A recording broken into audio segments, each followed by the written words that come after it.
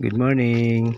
Eh, Flexing my flexing my morning routine, feeding my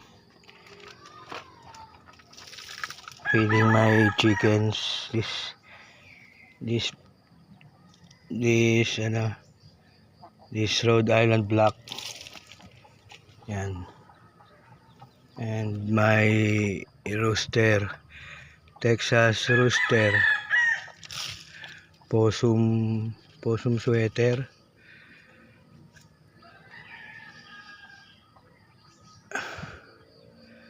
And also, well, I have my bamboos here lying on the ground. I gather bamboos and branches for my future raised bed. I want to have a raised bed for seed germination or direct planting. Now now now unboxing my chicks chicks chicks house. Yeah, I just this is my chick house. Yeah, that that roof I am pointing.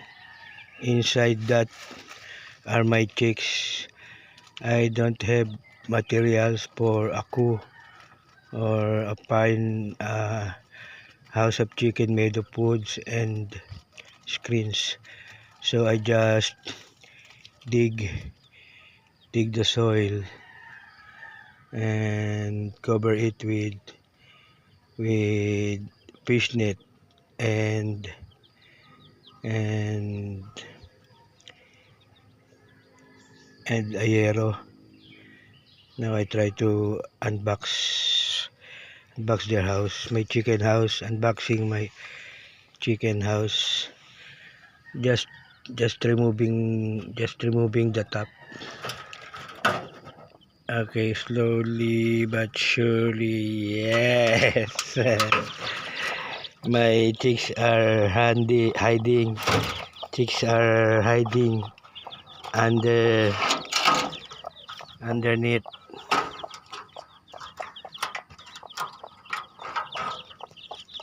Yeah.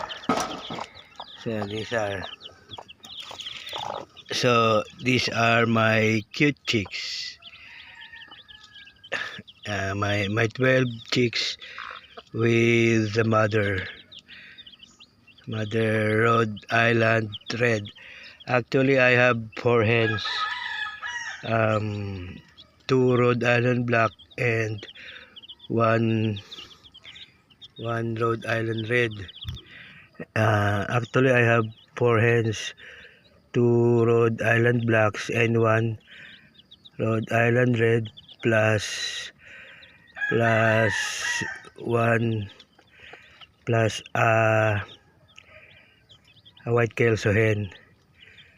But the white Kelso hen is now busy brooding her eggs, as well as my one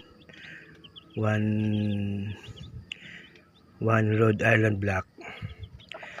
I'm sorry, I am not fluent in English, but still I want to try speaking in English. So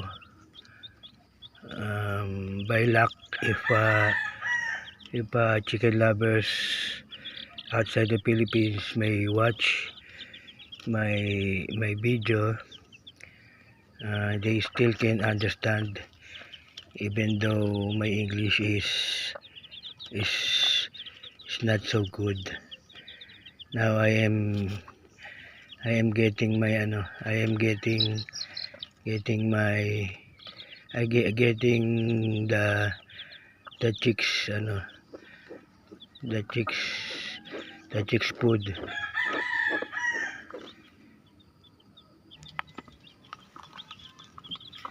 I'm going to show the food or the pellet that I give to my chicks.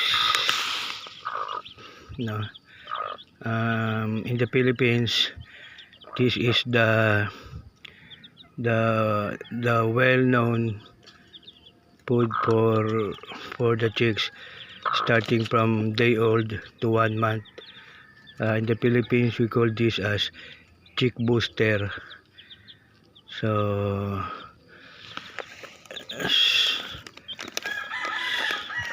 I'm going to pour chick booster in their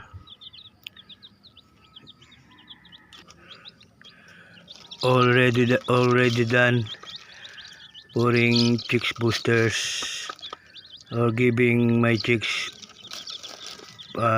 chick booster with water, so it's not hard for them. It won't be hard for them to swallow chick booster with water.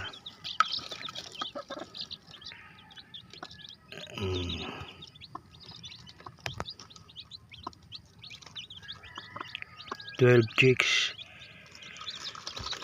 The mother is so good in brooding. This mother produces 12 eggs and have hatched them all. So 100%, 12 chicks out of 12 eggs. But I before my hen laid eggs, I give her egg 1,000. So I am very thankful for this technology. Really, egg 1,000 boost the ability of my hen, boost the ability of producing eggs and brooding eggs. I mix egg 1,000 to water, and this was the result. I think all this is all for the day. Thank you for watching and listening. To all of you,